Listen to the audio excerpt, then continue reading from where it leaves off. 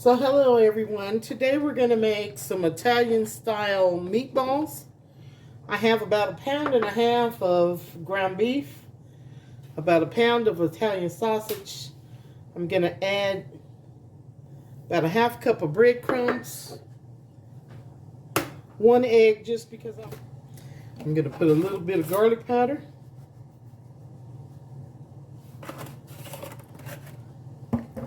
Some more onion powder.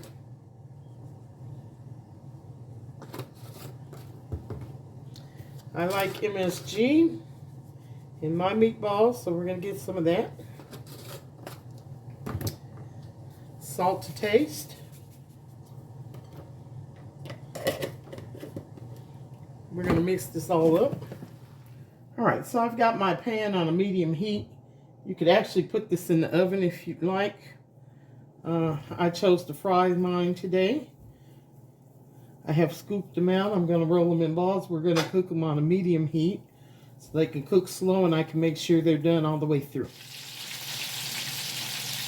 Alright, so while the meatballs are cooking, I'm going to go ahead and do some spaghetti sauce.